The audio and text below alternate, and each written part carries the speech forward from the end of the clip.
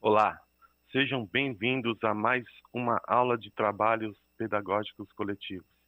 Eu sou o Daniel Marcos, formador EFAP, e estaremos nessa formação de educação especial.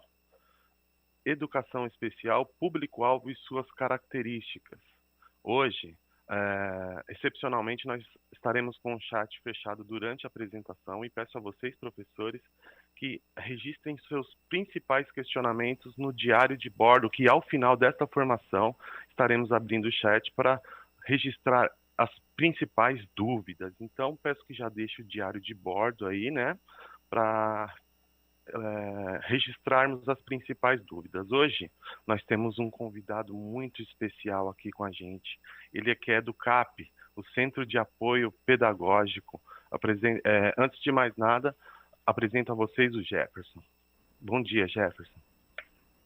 Olá, professores e professoras, gestores, sejam bem-vindos a mais uma TPC. Eu sou o professor Jefferson Diego, professor de Educação Especial e atualmente estou como técnico do Centro de Apoio Pedagógico, como disse o professor Daniel. Eu tenho olhos e pele escura, estou usando uma camiseta na cor laranja, tenho barba, estou utilizando um relógio na mão esquerda e uma pulseira na mão direita. Sejam bem-vindos. Eu também quero fazer minha audiodescrição. Eu sou branco, tenho 1,81 m, uso óculos. Hoje estou com camiseta cinza, tenho cabelo preto e uso barba também. Coloca os slides dos objetivos, por favor, produção. Os objetivos dessa formação serão conhecer as definições e características do público-alvo da educação especial por especificidades. Conhecer as possibilidades do auxílio no processo de ensino e aprendizagem em classe comum dos estudantes, público-alvo da educação especial. Próximo slide na tela, por favor. Aí nós temos o nosso percurso de hoje, né? Nós trataremos da resolução SE 52 de 14 de agosto de 2013. Estaremos falando sobre educação inclusiva no currículo paulista, o público-alvo da educação especial, a solicitação de apoio quando não há sala de recursos na unidade escolar, definição e possibilidades de apoio aos estudantes no processo de ensino-aprendizagem em classe comum. E também falaremos sobre as deficiências física, visual, intelectual e as deficiências múltiplas. Trataremos do TEA, transtorno do espectro autista, as altas habilidades e superdotação, surdo-cegueira, e ao final teremos as nossas avaliações em relação à nossa formação. Próximo slide na tela, por favor. Aí nós temos as competências, né? Implementar práticas educativas que levem em conta as necessidades pessoais e sociais dos alunos, os temas e demandas do mundo contemporâneo e os objetivos da proposta pedagógica. Estabelecer critérios pertinentes e relevantes para a progressão da aprendizagem, tais como a natureza, as especificidades, o grau de complexidade dos conteúdos, as possibilidades de aprendizagem dos alunos, o tratamento didático, metodologia e procedimentos de ensino e a avaliação, os mecanismos de apoio nas diferentes modalidades em acordo com os seus objetivos, tendo em vista as finalidades do projeto educativo. Próximo slide, por favor. Trataremos sobre educação inclusiva no currículo paulista. No caso da educação especial, o desafio da equidade requer o compromisso com os estudantes com deficiência, reconhecendo a necessidade de práticas pedagógicas inclusivas e de acessibilidade curricular, conforme estabelecido na Lei Brasileira de Inclusão da Pessoa com Deficiência, Lei número 13.146 de 2015, certo? O próximo slide, por gentileza, nós trataremos sobre terminologia, e para isso eu quero chamar o Jefferson para estar explicando um pouco mais sobre terminologia. Por favor, Jefferson. Ok, Daniel, obrigado aí pela leitura dos objetivos e das propostas da TPC do dia de hoje. E nós temos aí algumas considerações a se fazer antes da gente começar a tratar sobre o público elegível da educação especial e as suas características. Então, a gente vai tratar agora sobre a terminologia, o que a gente não deve utilizar mais de acordo com a Lei Brasileira de Inclusão, que a gente também chama de Estatuto da Pessoa com Deficiência. Então, necessidades especiais. Muitos professores falam, né, referem-se aos alunos público-alvo da educação especial como pessoas portadoras de necessidades especiais. É importante a gente esclarecer que as necessidades especiais não estão atreladas necessariamente às pessoas com deficiência, ou os autistas, ou as pessoas com altas habilidades de superdotação. Então, as necessidades especiais podem ser desde a utilização de um óculos para as pessoas que não são cegas, mas que têm aí uma dificuldade de enxergar, a utilização de muletas, órtese, prótese e outros aparelhos que vêm a ser denominados como necessidades especiais. Então, as pessoas com deficiência, hoje a gente classifica como pessoa com deficiência e não mais também como portadora ou pessoa portadora. Quando a gente usa o termo portador, estabelece que você pode deixar de portar. Então, a gente utiliza essa terminologia para caracterizar a utilização de um aparelho celular, por exemplo. Então, eu posso portar um aparelho de celular hoje e amanhã não estar portando mais. A pessoa com deficiência não consegue deixar de portar a sua deficiência. Então, de acordo com o Estatuto da Pessoa com Deficiência, a Lei Brasileira de Inclusão, ela estabelece que a nova nomenclatura é pessoa com deficiência. E aí nós temos também, dentro desse contexto, desculpa, vocês podem voltar o slide lá, por favor? Isso, aluno ou pessoa especial.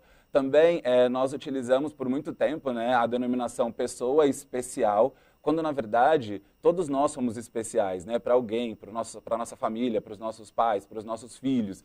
Então o termo especial acaba sendo pejorativo e acaba minimizando essas potencialidades que os estudantes têm, que os estudantes possuem. Então a gente não utiliza mais o termo necessidades especiais, pessoa portadora de deficiência, aluno ou pessoa especial, ou ele é deficiente ou ela é deficiente. A expressão adequada é pessoa com deficiência e suas variações, tais como pessoa com deficiência ou deficiência auditiva, visual, física, múltipla, intelectual, mulher com deficiência intelectual ou mulher com deficiência auditiva, jovem com deficiência múltipla ou jovem com deficiência física. Então, na sua totalidade, pessoa com deficiência, porque o ser humano, a pessoa vem antes de qualquer característica. Legal. Então, em relação à educação especial e o público-alvo da educação especial são os estudantes com, vamos ver aí no slide número 9, por favor. Deficiência auditiva, física, intelectual, múltipla e visual. Os transtornos, né? Aí no caso relatado o transtorno do espectro autista, TEA, as altas habilidades ou superdotação. Você pode falar mais a respeito, por favor, Jefferson? Sim, sim. Hoje o que nós temos na rede estadual que rege a educação especial e dá diretrizes ao trabalho do atendimento educacional especializado é a Resolução 68 de 12 de 2017. Ela traz, assim como a LDB, o público-alvo elegível, né, da educação especial, o público elegível. Então são esses que você acabou de citar.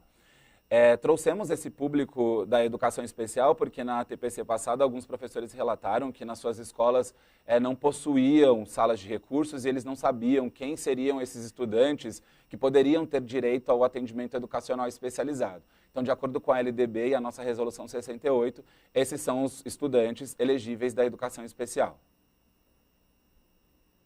Correto. Próximo slide, por favor.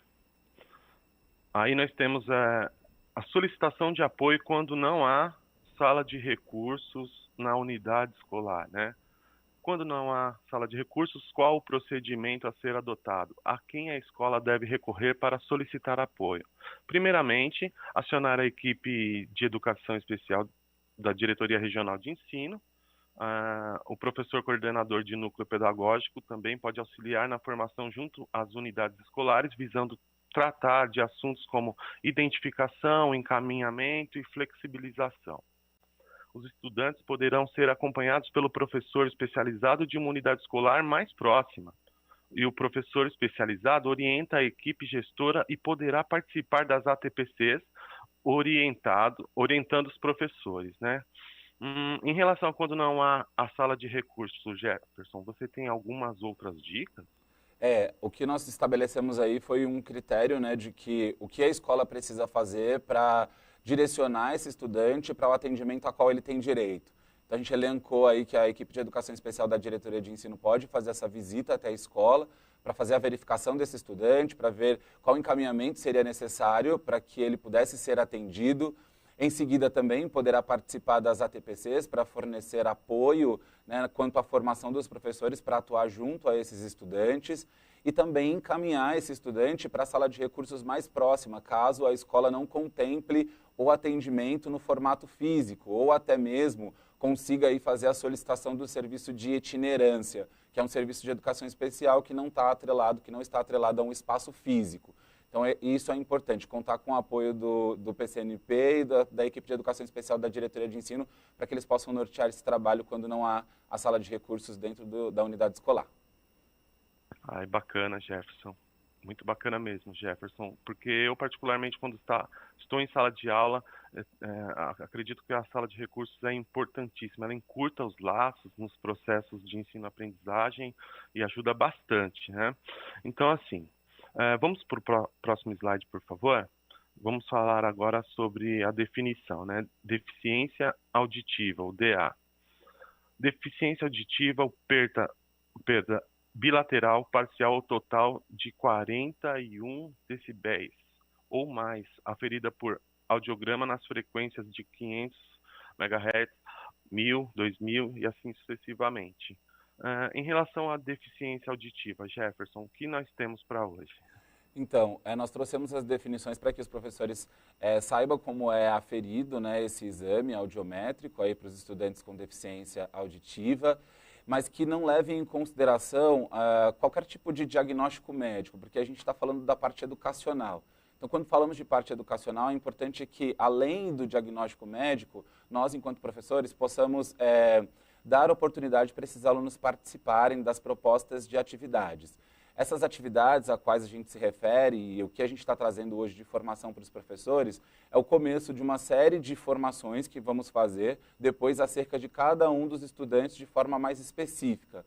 Hoje, trouxemos essas definições para que os professores saibam quem é esse público-alvo, quem são essas crianças, né, esses estudantes que precisam desse atendimento e o que eles podem fazer de imediato dentro das salas de aula para poder contribuir com a aprendizagem dos estudantes da educação especial. Legal, vamos para o slide 12, por favor. Ainda continuamos falando sobre deficiência auditiva, né? Jefferson, como apoiar os estudantes com deficiência auditiva no processo de ensino-aprendizagem em classe comum? Então, nós vimos no slide anterior que há aí, né, uma diferenciação entre os estudantes com deficiência também auditiva. Ela pode ser de leve, moderada a severa. Então, o que o professor precisa fazer? Perceber o tipo e a distância em que o estudante reage aos sons. Então, se ele se precisa falar um pouco mais alto, às vezes você precisa colocar na frente do professor ou na cadeira da frente, né, na carteira da frente, para que o estudante possa olhar diretamente para o professor e assim estreitar esse laço no que se refere à comunicação. A gente tem também, se o estudante usar aparelho auditivo, o professor ter o cuidado para verificar se esse aparelho está ligado ou não. Às vezes é um estudante que acabou de iniciar a utilização do aparelho, então ter esse cuidado, né, em relação às crianças é bastante importante. Utilizar gestos ou língua de sinais, sempre olhando para o estudante. Nem sempre os professores têm a língua de sinais, né, que é uma segunda língua, uma terceira língua já adquirida. Então, a gente tem como proposta já a Rede Estadual de Ensino ofertando curso de Libras, né? Começou o ano passado para os professores da rede, todos que quiseram se inscrever tiveram a oportunidade de se inscrever. E aí, quando o professor não domina a língua brasileira de sinais, é importante também a gente salientar que dentro da rede a gente conta com uma figura muito importante, que é o intérprete de Libras, que acompanha esse estudante, né, dentro das aulas regulares e oferece aí subsídios necessários para a sua participação efetiva. Então, esses gestos que imprimam aí ações e que sejam bem diretos, que o estudante consiga perceber qual é a comanda que o professor deseja passar. Então, sempre olhando para o estudante, sempre tendo esse cuidado de olhar para o aluno, de falar calmamente e, claro, é essencial contar com a ajuda do intérprete de Libras. procurar sons e meios de comunicação, então gravuras, gestos, expressões, de alguma forma conseguir se comunicar com esse estudante, mesmo que seja através de imagem. Então preparar lá algumas imagens onde a gente tenha ações, beber água, ir ao banheiro, coisas que o estudante precisa fazer no dia a dia e que teria condições de fazer com autonomia se tivesse essas imagens. Observar se o estudante apresenta dificuldade de relacionamento. Às vezes é um estudante que está aí com dificuldade por conta da comunicação com seus pares, e aí essa dificuldade pode acarretar em outras dificuldades. Então ter esse cuidado, essa percepção também é bastante importante nesse primeiro momento. Legal, Jefferson. Eu quero informar aos professores, né, que nós teremos outros encontros com essa mesma temática, né? Esse encontro é muito importante. As participações dos chats anteriores, de formações anteriores, levaram a essa formação introdutória sobre o assunto, e em breve nós teremos mais formações sobre o tema educação especial. O slide 13º, deficiência física. Pessoas que apresentam alteração completa ou parcial de um ou mais segmentos do corpo humano, acarretando o comprometimento da função física, apresentando-se sob a forma de paraplegia, paraparesia, monoplegia, monoparesia, tetraplegia, tetraparesia, triplegia, triparesia, hemiplegia, hemiparesia, ostomia, amputação ou ausência de membro, paralisia cerebral, nanismo, membros com deformidade congênita ou adquirida, à exceção das deformidades estéticas e das que não produzam dificuldades para o desempenho de funções. Ufa, quantas palavras difíceis, Jefferson. Você pode falar mais a respeito, por favor, em relação ao próximo slide, o 14º, que vai falar sobre como apoiar os estudantes com deficiência física no processo de ensino-aprendizagem em classe comum. Por favor. Claro, com certeza, Daniel. E só para salientar o slide anterior que você leu, com tantas palavras difíceis, são também diagnósticos que são estabelecidos por médicos, né? Ortopedistas, geralmente, e aí eles classificam essa deficiência física de acordo com o comprometimento do membro que esse estudante ou que essa pessoa possui. Então, pode ser membros superiores, né, totalmente paralisado, membros inferiores totalmente paralisado, lado esquerdo totalmente paralisado, lado direito totalmente paralisado, paraplégico quando é totalmente paralisado, né, os 4 membros. Então, essa definição médica, ela traz aí condições para que esse estudante procure depois subsídios para ele conseguir ter uma vida com a maior autonomia, então se locomover, né, ter essa independência aí na sua locomoção. E dentro da escola, é importante que o professor, ao se deparar com um estudante com deficiência física, estimule a sua independência e o desenvolvimento das suas potencialidades. Que apesar de fazer uso de cadeira de rodas, de muletas ou de outro aparelho que auxilie na sua locomoção, ele é um estudante capaz e com certeza, se oportunizado, conseguirá adquirir aí os objetivos que foi proposto pelo professor ou pelos professores. Devem ser auxiliados quando necessário. Então, perceber que o estudante precisa dessa autonomia e que não é sempre que o professor precisa segurar ou carregar a cadeira de rodas ou estar sempre no apoio desse estudante. Então, o nosso dever, primeiramente, em relação à deficiência física, é favorecer a maior autonomia possível. Nunca fale com o aluno atrás da cadeira de rodas. Então, sempre que for estabelecer um diálogo, pare, olhe no olho, converse, né? É assim que a gente conversa com nossos pares, que a gente consegue estabelecer relação, então faça o mesmo com as pessoas que utilizam a cadeira de rodas. Se o aluno faz o uso de muletas ou bengalas, ofereça informação aos estudantes a fim de que fiquem atentos para não machucá-lo. Isso acaba sendo uma dinâmica da própria sala de aula, né? O professor vai estabelecendo aí algumas comandas, alguns critérios, até para que não machuque o estudante com deficiência e os outros também. Então, esse combinado da sala acaba favorecendo aí a integridade física de todos os estudantes. Nem me fala, Jefferson, os alunos são os primeiros a colaborar, né? Eles têm uma sensibilidade assim acolhedora e o que facilita o trabalho docente, não é verdade? Ao próximo nós vamos falar sobre deficiência visual. É um impedimento total ou a diminuição da capacidade de ver decorrente de imperfeições no órgão ou no sistema visual, sendo considerada a pessoa com deficiência visual, cegos, e os com baixa visão. Aí tem as definições aí, né? Cegueira, na qual a acuidade visual é igual ou menor a 0,05 no melhor olho, com a melhor correção óptica. Baixa visão, que significa acuidade visual entre 0,3 e 0,05 no melhor olho, com a melhor correção óptica. Os casos nos quais a somatória da medida do campo visual em ambos os olhos for igual ou menor a 60. A ocorrência simultânea de qualquer das condições anteriores. Eu me identifico muito com esse tema aqui, Jefferson, porque eu tenho baixa visão e ambliopia, né? Eu consigo enxergar apenas de um olho e ainda com baixa visão. Nessa transmissão eu estou usando uma televisão aqui de 60 polegadas para poder estar conversando com você.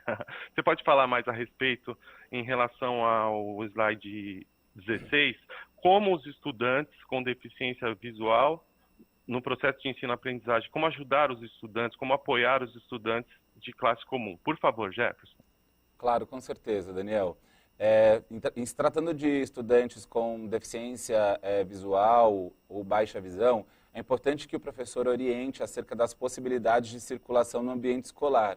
Então, nesse primeiro momento, explorar esse espaço, mostrar para o estudante onde é a sua sala de aula, onde é a sala de recursos, onde está localizado o banheiro, para que ele consiga utilizar esse espaço da melhor forma possível e com a maior independência possível. Sempre perguntar se precisam de ajuda, porém oferecendo autonomia. Então, às vezes o estudante está perdido ali dentro do espaço escolar, então ofereça essa ajuda e ao oferecer ajuda não faça por ele, né? Então, tente orientá-lo nessa questão de mobilidade, apresentar o banheiro, sei lá, se é no primeiro andar, às vezes é no térreo, às vezes é em frente da sala dele. Então, conversar e explicar com ele, porque a pessoa com deficiência visual ou baixa visão tem uma memória excelente, né? Invejável. Lembrar que o estudante com deficiência visual não é surdo, então, quando se tratar de conversar com esse aluno, com esse estudante, quando for orientá-lo nas questões pedagógicas, não precise falar mais alto, não tenha necessidade de alterar o tom de voz. Isso é bastante importante. Até tem uma dinâmica que a gente sempre faz nas escolas no ATPC, que é vendar os olhos dos professores para que eles conversem entre si ou identifiquem objetos, né? Leva uma caixa com muitos objetos e aí vai tentando fazer essa identificação com as vendas nos olhos. E aí, nessa dinâmica, o professor ele tem a condição de falar um pouco mais alto, né? Por acreditar que a pessoa com deficiência visual não está escutando direito. Não o deixe falando sozinho. Sempre que sair, avise-o. Então, se estiver conversando com uma pessoa com deficiência visual e precisar sair, precisar encerrar a conversa, avise que está saindo ou que alguém chamou, que você precisa se ausentar ali naquele momento. Nunca deixar falando sozinho. É isso. Bacana, muito obrigado. Na minha unidade escolar, nós tivemos a virada inclusiva na época em que os professores precisavam passar uma semana se colocando no lugar do aluno deficiente, né? Em momentos assim como você disse em relação à dinâmica da cegueira, e nós tínhamos dinâmicas com cadeiras de roda, simulando a perca de audição, e até vídeos com dinâmicas muito rápidas e áudios extremamente altos para o professor se colocar um pouquinho no lugar do aluno autista e suas sensibilidades, né? O próximo slide, por favor. Aí nós temos a deficiência intelectual, DI. A definição apresenta um funcionamento intelectual significativamente inferior à média, com manifestação antes dos 18 anos, limitações associadas a 2 ou mais áreas de habilidades adaptativas, tais como a comunicação, o cuidado pessoal, habilidades sociais, utilização dos recursos da comunidade, saúde e segurança, habilidades acadêmicas, lazer e trabalho. Em relação aos alunos com DI, professor Jefferson, como apoiar os estudantes com deficiência intelectual no processo de ensino-aprendizagem em classe comum? Por favor. Nesse caso, é bastante interessante a gente pontuar que as pessoas com deficiência intelectual, né, apresentam aí um funcionamento intelectual abaixo da média antes dos 18 anos. E geralmente, quando eles não têm um diagnóstico médico fechado, são os professores da rede comum, né, da classe comum, que identificam essas dificuldades e podem, esses alunos, se não tiverem um diagnóstico e se o professor perceber mesmo que esse funcionamento intelectual é abaixo da média e que, acima de tudo, esse estudante tem dificuldades no comportamento adaptativo, que são atividades onde esse estudante deveria realizar as tarefas de uma forma independente. Então, trocar de roupa, ir à escola sozinho, fazer sua própria higiene, ter independência na locomoção, atravessar a rua. Então, se o professor perceber que, às vezes, o pai é muito cuidadoso, né, a criança não consegue aprender, não consegue ir ao banheiro na escola sozinho, não consegue utilizar o material, não consegue entender as comandas, e for muito significativo, ele pode ser encaminhado para a sala de recursos para fazer avaliação junto ao professor especializado. E aí essa avaliação vai conduzir esse estudante, talvez para um encaminhamento médico ou para uma devolutiva para o professor em relação às suas necessidades. Então, a gente pode estar falando, algumas vezes, de estudantes com deficiência intelectual, outras vezes de estudantes, por exemplo, com dislexia, que também apresentam dificuldades aí na questão de aprendizagem. Mas esse parecer mais incisivo será oferecido pelo professor da sala de recursos, né? Ele tem um know-how suficiente para poder direcionar essa devolutiva para o professor da classe comum. E em relação aos nossos apoios, dentro da classe comum, nós elencamos aí alguns que os professores podem utilizar já nesse início, né, de ano letivo para poder apoiarem as suas práticas pedagógicas. Então, a pessoa com deficiência intelectual é aquela que possui um atraso no desenvolvimento, ela não tem nenhuma doença, apenas dificuldade de entender e precisa de explicações que sejam mais detalhadas ou explicações complementares. Então, a pessoa com deficiência intelectual, ela não tem nenhuma doença, tá? É só uma dificuldade mesmo na questão do entendimento. E aí, o professor dinamizando as atividades, diversificando as tarefas e melhorando a questão da aprendizagem do estudante na sala de aula, com certeza ele vai conseguir ter o seu desempenho a contento. Nossa próxima dica é observar e respeitar o ritmo e estilo de aprendizagem. Ofereça sempre um desafio. Nesse caso, a gente tem aí vários tipos de flexibilização, que até a gente falou na TPC passada, né? E nesse caso, especificamente, a gente tem a flexibilização na questão da temporalidade.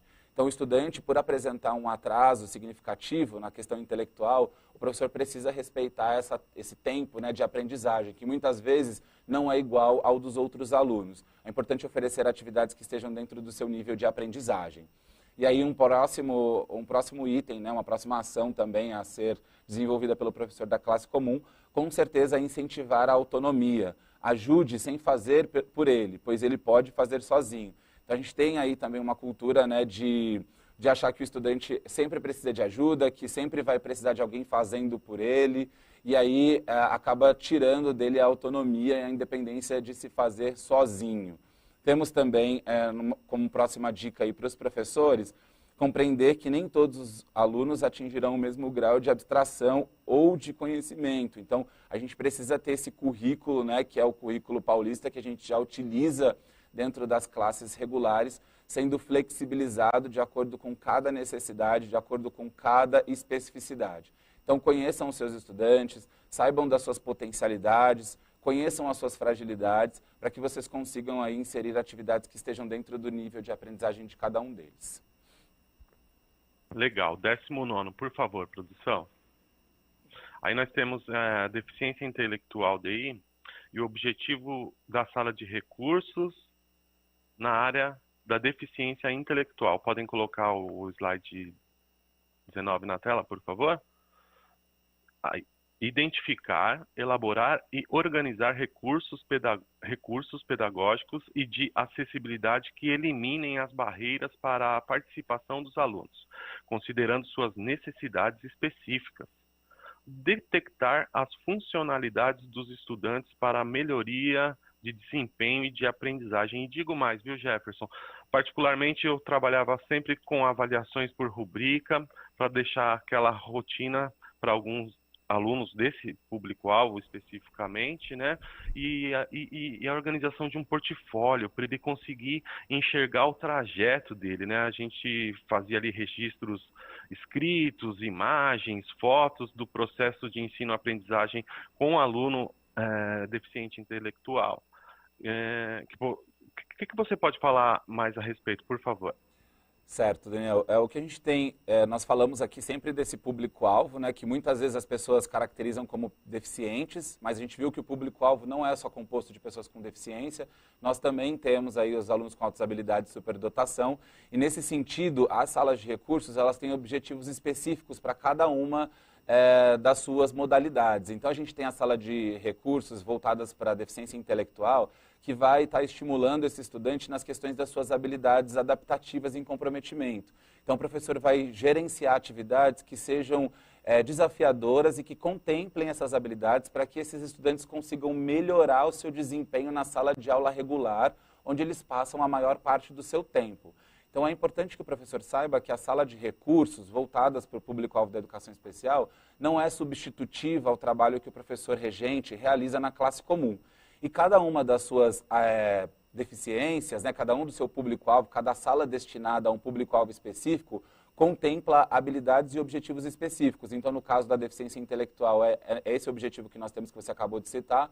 No caso da deficiência auditiva, né, a aquisição de libras, né, a língua primeira materna dos estudantes com deficiência auditiva. No caso de deficiência visual, o próprio braille, soroban e técnicas, né, voltadas à pessoa com deficiência visual. Então, a gente tem aí cada sala de recursos específicas para cada uma das necessidades. Muito importante isso que você acabou de dizer, Jefferson. Realmente não é substitutiva da sala comum. Sim, os professores precisam estabelecer as parcerias, né, com os professores da sala de recursos. Muito interessante isso. O 20º slide, por favor. Nós temos aí agora deficiência múltipla, cuja definição é: refere-se à pessoa que possui mais de uma deficiência associada, física, visual, intelectual ou auditiva. E aí nós temos as possíveis combinações, né? Física e intelectual, sensorial e intelectual, sensorial e física, física, intelectual e sensorial. Mais uma vez eu te pergunto, Jefferson, como apoiar os estudantes com deficiência múltipla na sala comum, né? Como que esse trabalho deve ser feito pelos nossos docentes? Oi, Daniel. Então, é isso mesmo. As deficiências múltiplas, elas dizem respeito a duas ou mais deficiências combinadas. E tudo que a gente vem falando e discutindo nessa TPC é o essencial para que se valorize a independência e a autonomia desse estudante. Então, ofertar para ele atividades e possibilidades de aprendizagem que estejam dentro do seu nível de aprendizagem, sempre respeitando também as suas limitações e as suas condições sensoriais, físicas ou intelectuais.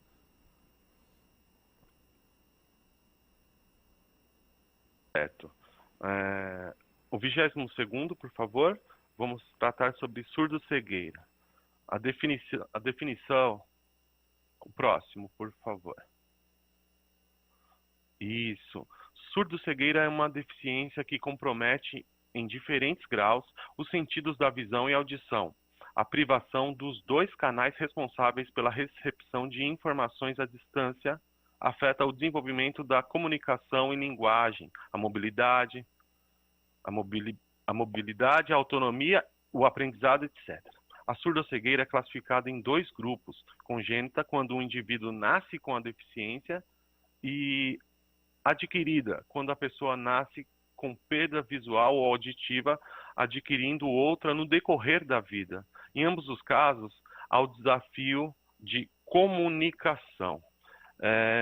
Em relação à surdo-cegueira, Jefferson, o que você pode falar a respeito, por favor? Bom, a gente tem na rede estadual alguns estudantes surdos cegos, né, que contam aí, na maioria das suas vezes, com intérprete de Libras. E aí nós orientamos aos PCNPs, as diretorias de ensino, que quando tiverem matriculados em suas redes alunos com surdo-cegueira, procurem, né, a própria diretoria de ensino para que a gente consiga fazer aí um processo seletivo para a contratação de guias intérpretes, que seriam mais adequados para o atendimento aos estudantes com surdo-cegueira.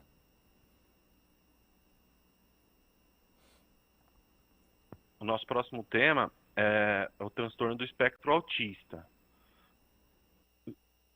Temos aí o slide 24, por favor. Deficiência persistente e clinicamente significativa da comunicação e da interação social. manifestada por deficiência marcada de comunicação verbal e não verbal, usada para a interação social. Ausência de reciprocidade social, falência em desenvolver e manter relações apropriadas ao seu nível de desenvolvimento. É o TEA, né? O transtorno do espectro autista. Você pode falar a respeito, por favor, Jefferson? Você pode ler só a próxima definição para a gente poder completar esse, Sim, a próxima bloco? é o slide 25, né? Isso. Achei que nós íamos falar uma por uma, mas vamos lá. Olha só, a segunda definição diz sobre os padrões restritivos e repetitivos de comportamentos, interesses e atividades manifestadas por comportamentos motores ou verbais estereotipados, ou por comportamentos sensoriais incomuns, excessiva aderência a rotinas e padrões de comportamentos ritualizados, interesses restritos e fixos, né? É uma característica de quem possui o transtorno do espectro autista esse tipo de rotina, a repetição e o interesse por assuntos exclusivamente deles, assim. Como o professor pode explorar isso no universo da aprendizagem, Jefferson? Isso mesmo, Daniel. A definição que você acabou de trazer para a gente aí traz características bem marcantes do autismo, né? Que é a falta de comunicação, a ausência em alguns casos, a questão dos interesses restritos e repetitivos, que é quando o estudante gosta muito de um objeto, então ele direciona, ele canaliza isso para um objeto fixo, que pode ser um caminhão, uma roda, um ventilador. Então é costumeiro que os professores encontrem alunos com autistas com os gostos restritos e repetitivos. A gente tem aí, você falou uma palavra que às vezes pode ser desconhecida para os professores, que é estereotipia, que são movimentos repetitivos, às vezes que os autistas fazem. Então pode ser o fato de bater palma excessivamente, ou pular quando está muito feliz, ou balançar, fazer o movimento da esquerda para a direita, ou para frente e para trás. Esses são os comportamentos excessivos, né? A gente chama de estereotipias também. E aí a gente tem algumas dicas para os professores da classe comum, como apoiar esse estudante. Então, primeiro de tudo é não rotular o estudante com transtorno do espectro autista, porque eles são únicos, apesar das suas condições, que muitas vezes fragilizam o seu processo de aprendizagem. E o que a gente pretende, enquanto educação especial e professor da sala regular, é justamente minimizar esse impacto desses comportamentos que são exclusivos, né, que fazem parte do rol aí de comportamentos do autismo. A gente tem também aí como próxima dica respeitar o espaço e individualidade do estudante. Então isso também é bastante importante. Assim como cada um de nós precisa ser respeitado a nossa individualidade, os estudantes com autismo também têm as suas particularidades e isso precisa ser respeitado. Então o que a gente traz de definição é que os professores conheçam esse comportamento e que não vitimizem ou que não rotulem o estudante por conta desse comportamento que faz parte do seu espectro. A próxima dica é preparar os ambientes bem iluminados, em algumas vezes situações sem muitos estímulos visuais. Foi o que você acabou de dizer aí, né? Às vezes é uma sala composta com muitas imagens, muitas figuras, talvez quadros muito cheios, então isso pode acabar ocasionando aí uma irritabilidade ao estudante com autismo. Então precisa ver se ele tem ou não essa questão aflorada. Nós temos também adequar o espaço, então às vezes precisa colocar essa adequação em relação ao espaço, colocar o estudante com autismo mais próximo à sua cadeira, né, mais próximo à porta. Eu não sei qual será a dinâmica, né, que o aluno vai optar em fazer, então é importante que o professor conheça essa especificidade. E por último, aí, e não menos importante, utilizar interesses restritos para a construção de atividades. Então, se o seu estudante, por exemplo, gosta muito de carros, ou de caminhão, ou de ventilador, utilizar esses objetos para você construir a sua flexibilização curricular. Então, a quantos quilômetros o caminhão andará da minha casa até a escola? Então, você vai estar utilizando esse gosto restrito e repetitivo para criar atividades em relação ao comportamento desse aluno.